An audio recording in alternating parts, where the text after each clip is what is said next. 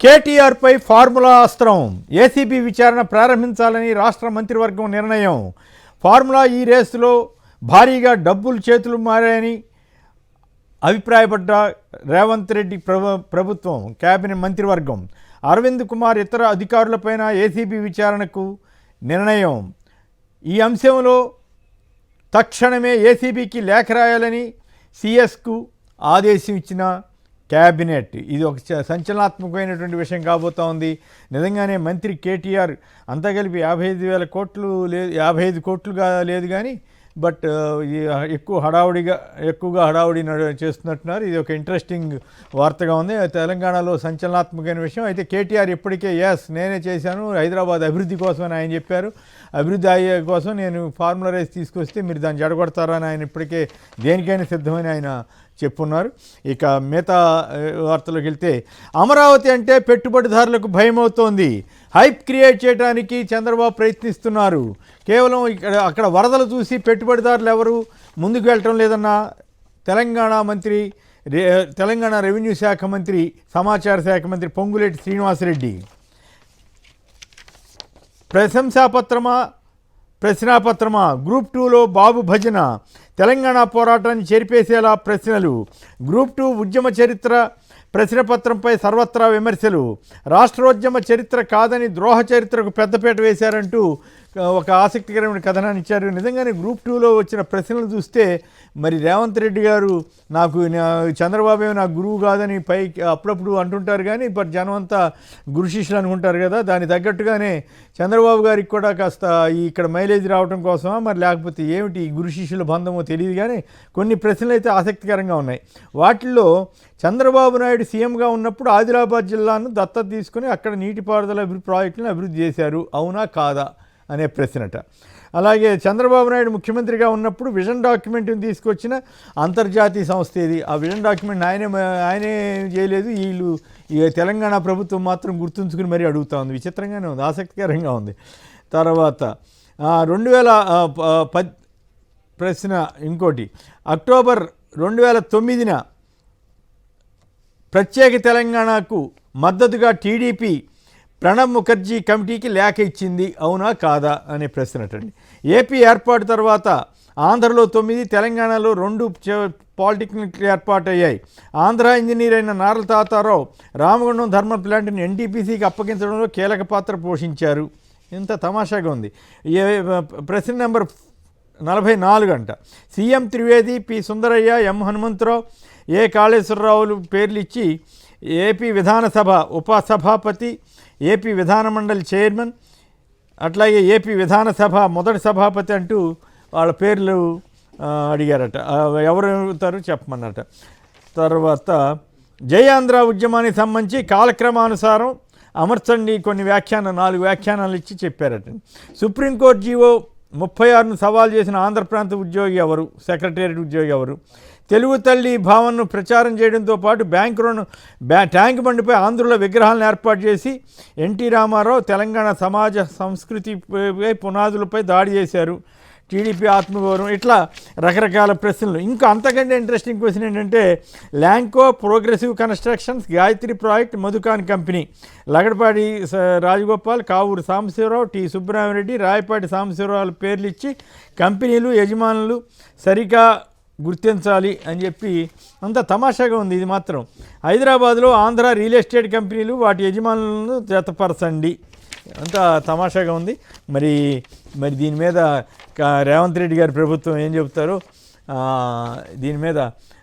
తర్వాత ఇక స్మార్ట్ చిప్తో తెల్ల రేషన్ కార్డులు తీసుకొస్తామన్న మంత్రి ఉత్తమ్ కుమార్ రెడ్డి శాసనసభలో సమాధానం చెబుతూ, కొత్త కుల గణనకు సర్వేని కూడా పరిగణలో తీసుకుంటాం. లగచర్ల రచ్చ, శాసనసభలో చర్చకు పీఆర్ఎస్ పట్టు. టూరిజం పాలసీపై లఘు చర్చను అడ్డుకున్న ప్రధాన ప్రతిపక్షం. ప్రజాప్రభుత్వమా నియంత ప్రభుత్వమా, రైతుల చేతులకు బేడీలు వేసిన ఈ ప్రభుత్వాన్ని ఎండగడతాం. తెలంగాణ కానీ కొడంగల్ కానీ రేవంత్ రెడ్డి అయ్య జాగీరా అన్న కేటీఆర్. ఇక ఏపీ ఏషన్లోకి వస్తే, ఈ వెలుగులో ఇంకొక ఆసక్తికరమైన వార్త ఏమంటే క్యాబినెట్ కార్మికుల కోసం 6,000 రూపాయలు ఈ నెలాఖరికి ఇవ్వాలన్న తీర్మానం చేయటం అనేది ఒక హామీ నెరవేర్చడానికి ఒక ప్రయత్నం చేస్తున్నారు. ఇక ప్రస్తుతానికి 41.15 మీటర్లే పోలవరం పనులు పునరావాసంపై సీఎం చంద్రబాబు. అంటే మొత్తం పోలవరం యొక్క ప్రయోజనాన్ని దెబ్బతీసే విధంగా 41.15కి ఒప్పేసుకున్నారు కేంద్రంతో.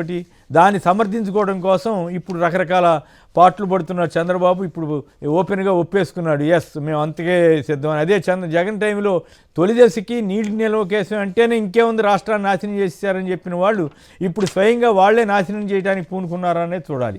ఇక కేసులపై కుతంత్రం, చంద్రబాబుపై ఎత్తేద్దాం, ప్రతిపక్షంపై బనాయిద్దాం, ఆధారాలతో పని లేదు, అధికారం మనదే కదా అంటూ ఇష్టారీతిన సిఐడిని ఏసీబీని ఉపయోగించి చంద్రబాబు ప్రభుత్వం అడ్డగోలుగా కేసులు పెడుతోందంటూ కథనాన్ని ఇచ్చారు. ఆ బాబు అవినీతి భాగవతాన్ని మడతేద్దామంటూ కూడా ఇంకో స్టోరీ ఇచ్చారు.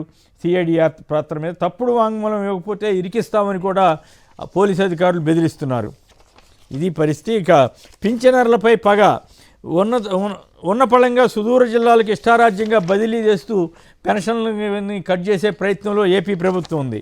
మందేసి చిందేసిన బాపట్ల ఎమ్మెల్యే, ఐపీఎస్ అధికారి సంజయ్పై ఏసీబీ కేసు. ఇదే అధికారి గతంలో మార్గదర్శి కేసు సంబంధించి కానీ చంద్రబాబు గారి కేసు సంబంధించి కానీ సాక్ష్యాధారాలతో సహా కేసు పెడితే ఇప్పుడు వాటిని నీరుగార్చి వాళ్ళ మీద కేసులు రుజువు చేసే విధంగా పెట్టారు. కాబట్టి సంజయ్ మీద ఏదో ఒకటి ఎతికి ఎక్కడో ఏదో నిధులు దుర్వినియోగం చేశారు 2 కోట్లు అని చెప్పి కనిపెట్టి వీళ్ళు ఇప్పుడు చేస్తున్నారు. సీనియర్ నేతలే ఇంగితం లేదా అంటూ హెడ్డింగ్ పెట్టారు.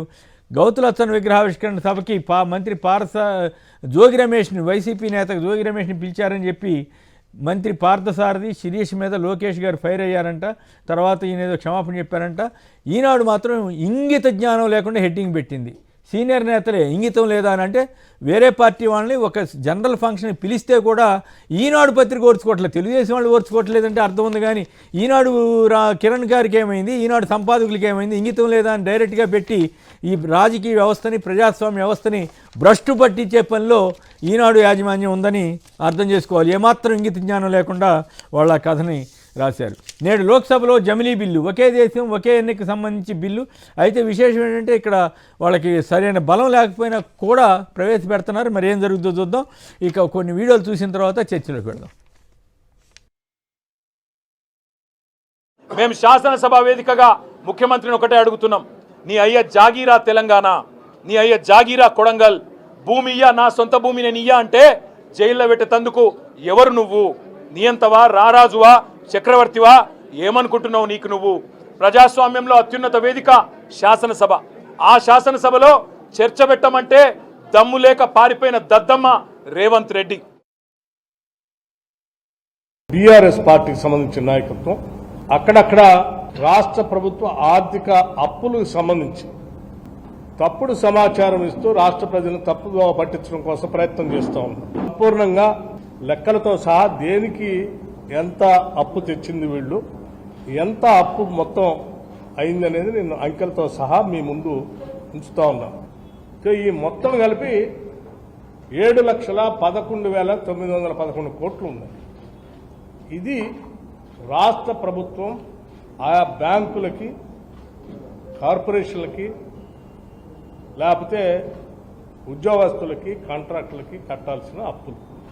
ఇవి లెక్కలతో సహా రేపొద్దున శాసనసభలో కూడా